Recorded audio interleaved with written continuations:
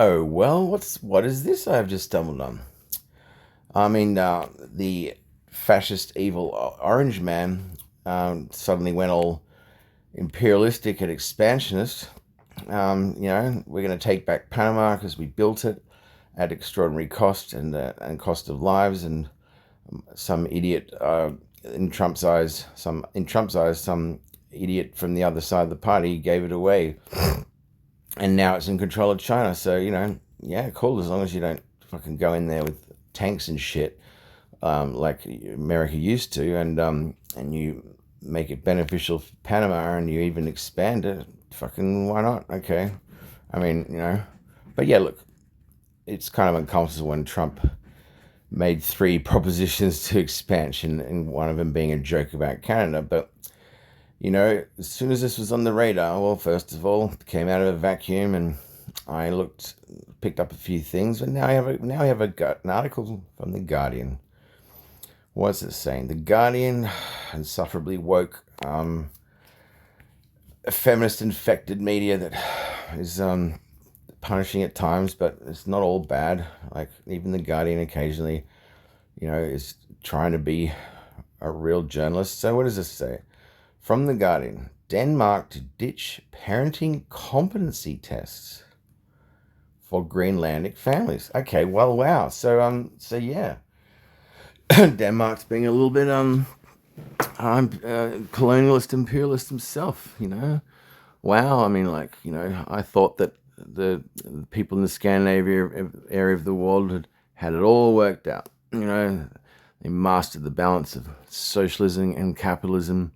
They tax high, but the public service is just like you and me. And look, Scandinavia's, there's a lot to admire about Scandinavia, but people get a little bit overexcited about it and romanticize it.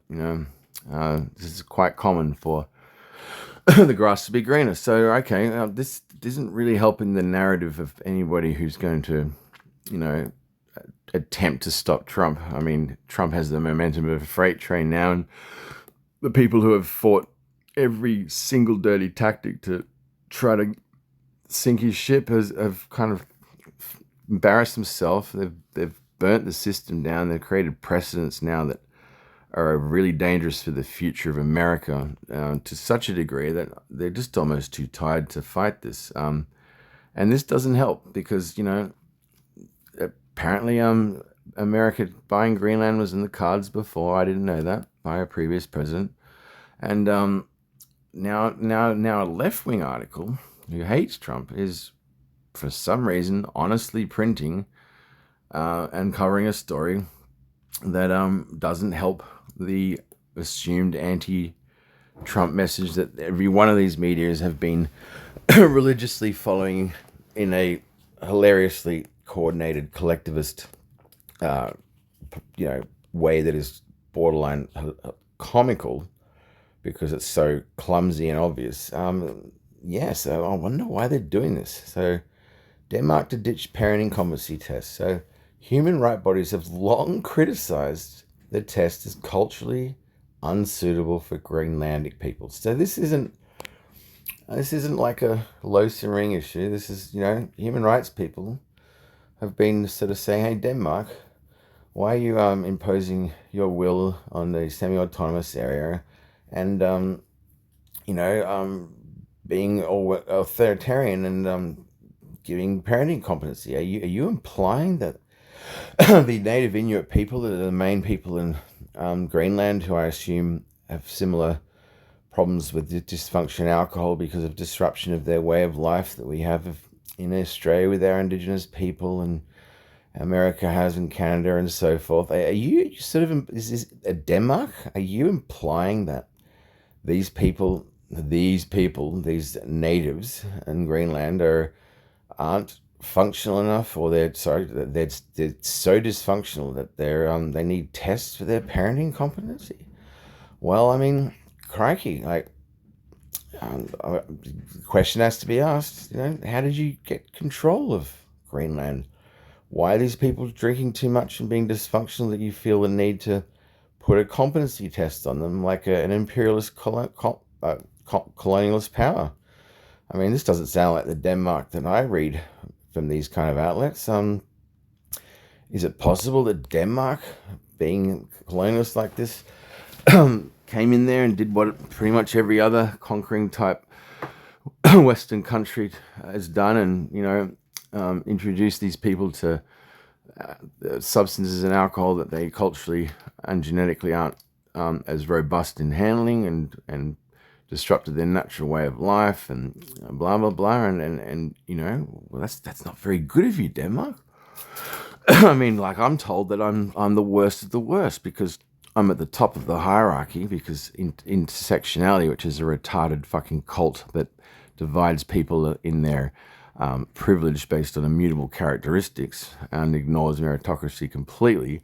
I mean, according to them, I'm at the very top because I'm from the most powerful colonial force of the past, the British Empire. Ooh.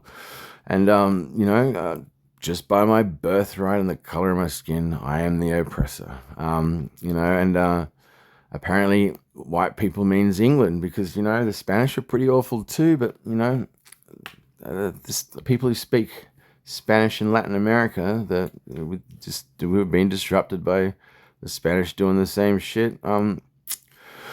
Well, they're somehow culturally better than me because their ancestors had flamboyance and flamenco and a cool sounding language, so yeah, I must be way more of evil than a male Spaniard, according to just some other rule that yeah, I mean, let's face it, I should be guilty, shouldn't I? Because my ancestors were the oppressors. Oh, wait a minute, no. So see, a large chunk of my ancestry are actually Welsh and Irish and Celtic, and my nana traced my family tree, part of it, all the way back to the Second Fleet. Not all my ancestors were convicts, but they sure were the shit kicker serfs of the British Empire that were at some point, the British Empire got real tough on crime and sent us all here for stealing loaves of bread. That's what I was told.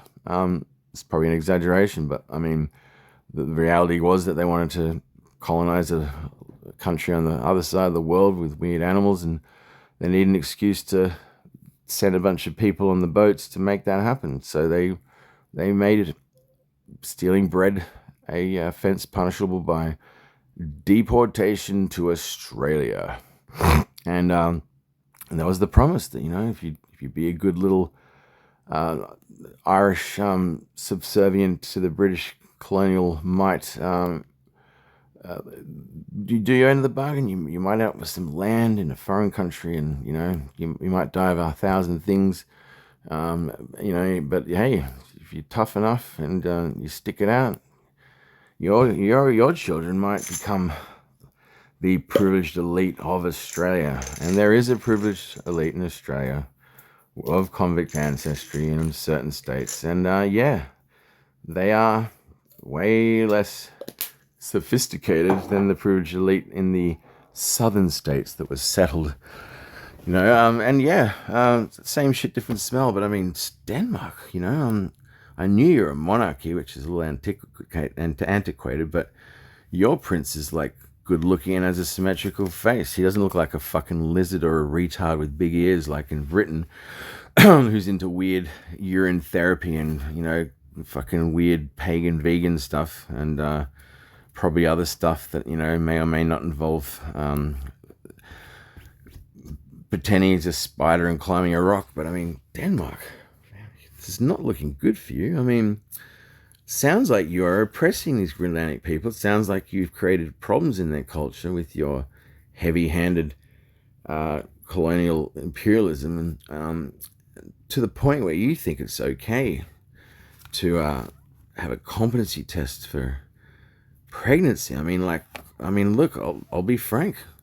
We really screwed over our indigenous people, and most of us feel quite a lot of guilt and shame about it, and we throw a lot of money at the problem, and it doesn't seem to be improving for a lot of them, which is frustrating. But I mean, and there's been certain elements of heavy-handedness that people have felt necessary, but it sparks big debate. But I don't remember Australian government ever saying, hey, whether we fucked you up or not, you guys are so messed up that you really shouldn't be allowed to have kids.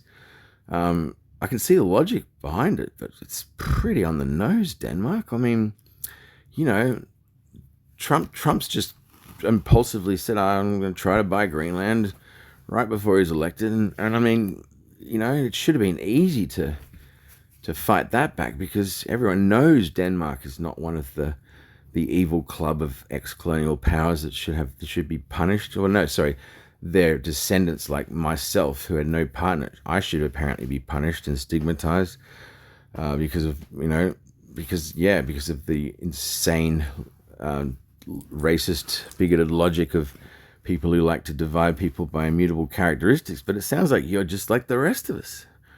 And, America coming in and buying shit and giving them money, that's going to create problems as well. McDonald's and, the indigenous people will get fat. But when America does this kind of thing, they kind of say, hey, we're making money. We want you to make money. How about you guys start a casino and you can run it yourself and take all the tax? That's a little bit more empowering than Denmark throwing welfare money and the soft bigotry of low expectations at the indigenous people and telling them that they need a competency test to have a kid. I mean, I'm not even reading this, I'm just riffing, but, it's not looking good for you, Denmark, because, Trump wouldn't have said, I'm going to buy Greenland if he didn't think that he had a chance to actually pull it off, which is kind of hilarious. But hey, why are you making it easier for him, I just thought, Denmark, you were better than that, you got better food. Your royal family don't have wonky faces from inbreeding. Hell, one of our princesses in Australia, I believe, is the Princess of Denmark. We love Denmark. We can't get enough of Denmark. They couldn't possibly be openly heavy-handedly doing something this distasteful. I mean, I would argue that some parts of our country, the indigenous people, are in a really bad way, and we should feel very guilty about that. And you could make the argument that some people qualify for this kind of thing, but I tell you what, we haven't actually really done anything like this, and if we did, there'd be a big fight against the people trying to do it. It would be all over the news. It would be all over your news. But you sneaky, somehow you guys snuck under the radar, because I've never heard of this. And for some weird reason, the Guardian is signal boosting this, which is going to help Trump. So this is a bit weird. But yeah, wow, shame on you, Denmark.